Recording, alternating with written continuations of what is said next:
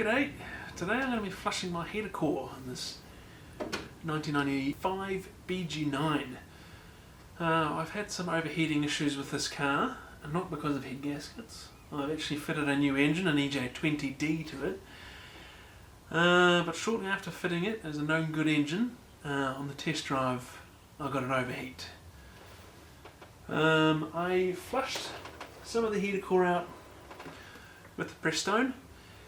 I did a reasonably good job.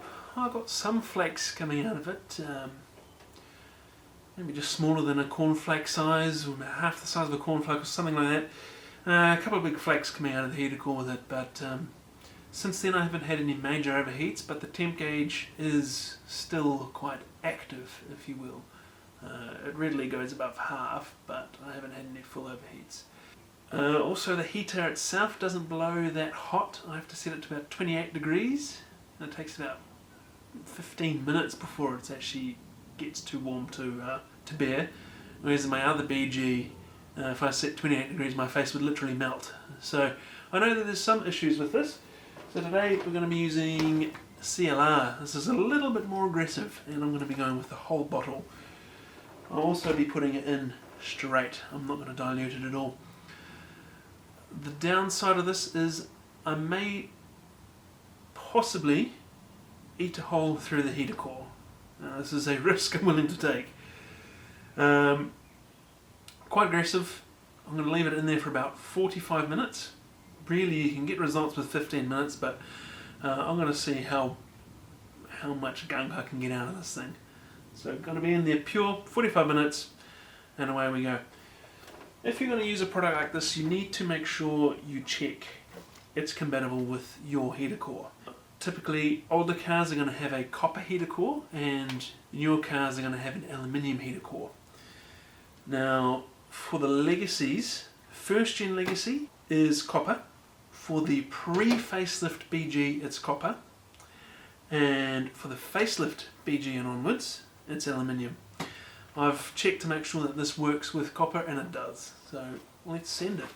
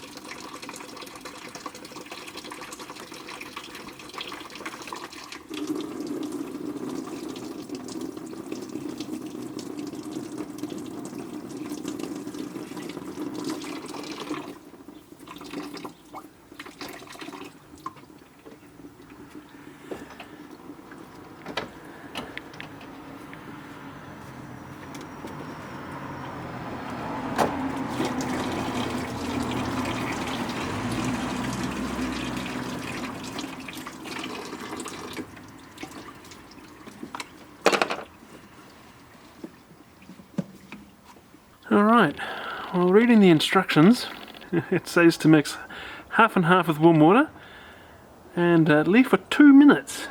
So maybe 45 minutes might be a bit much. I'm still probably going to leave it in there for about half an hour though. 15 minutes of waiting for planes and trucks later.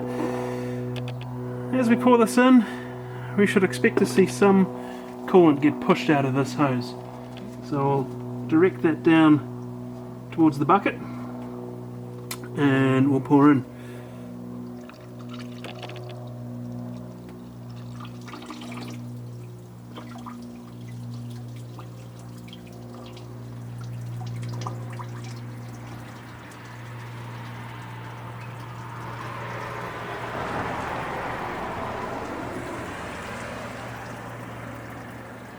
And I see it's changed colour, which means we've got full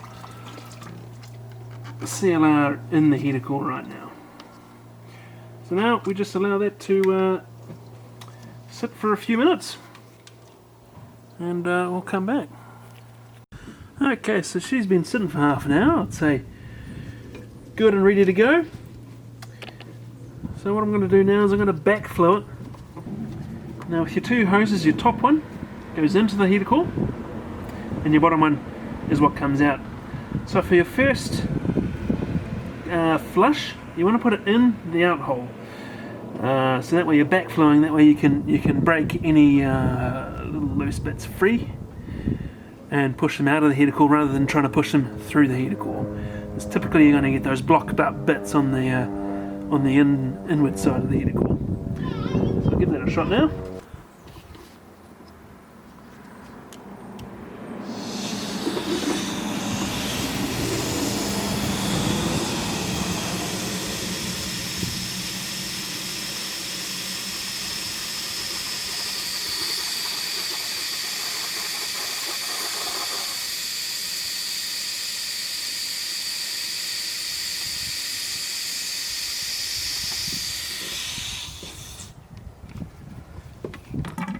Now we can backflow it through the other one as well.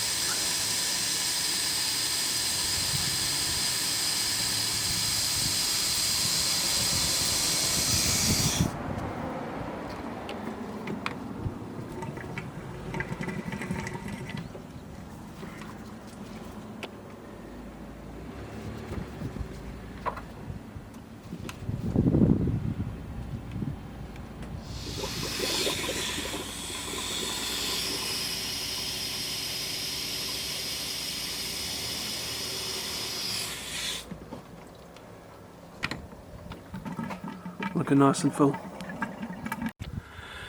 So quite impressive. It's quite a weird paste.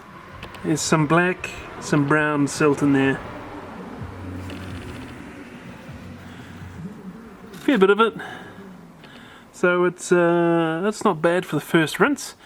I'll do a few more rinses from here on out.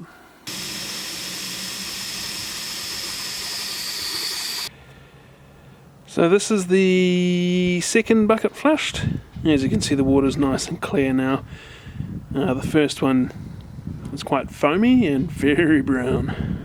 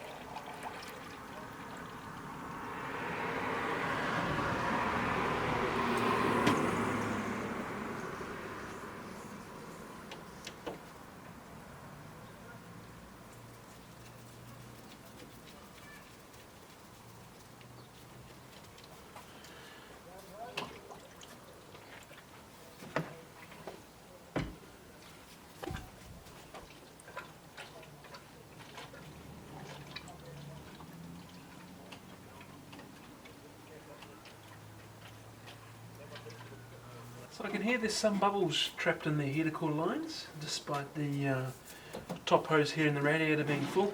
You're never really going to get rid of those by bleeding.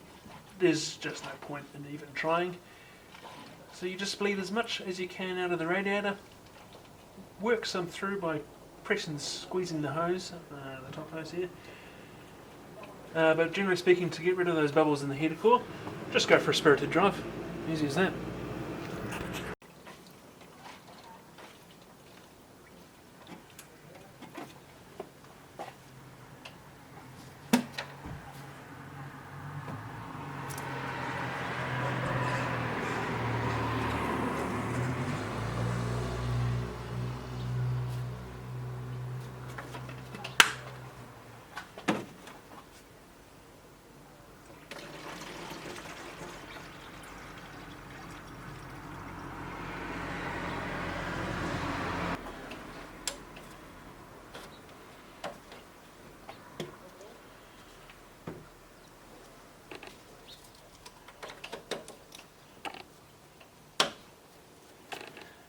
Anyone that tries to tell you that bleeding a Subaru is any more difficult than that, they're full of shit.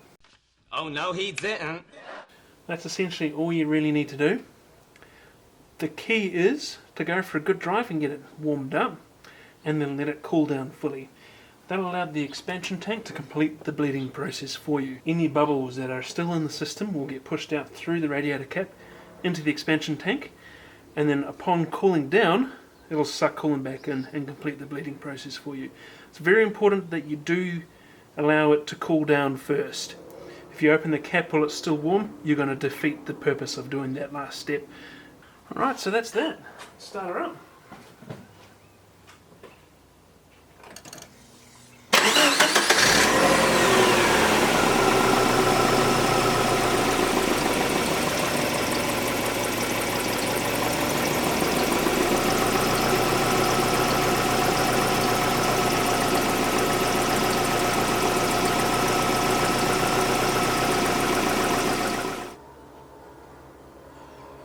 Notwithstanding the helicopter enhancing our audio in the background there, the initial test drive seems to be a success. A lot less gurgling from behind the dash, which is a good indicator that things may be blocked up with the heater core. If a heater core is completely unblocked in a Subie, the flow of coolant at a higher RPM should be enough to push any bubbles out of that system and get rid of the gurgling. The gurgling is a result of bubbles trapped in the little high points on the heater core. If you've got a partially blocked heater core, it can reduce the flow and reduce the car's ability to push those bubbles out, hence the gurgling. So if you've got a gurgle behind your dashboard on a Subie, it's a good indicator that your heater core might be partially blocked, and a good idea to flush it. So a lot less of that going on, good. No overheats either, good. No damp carpet where the heater core sits either, so it looks like I may have not burnt a hole through the heater core. So we'll just monitor it over the next few days. I'll allow this thing to cool off so that it may finish the bleeding process, and I'll put in the comments section on the video if it was a success or not. Cheers.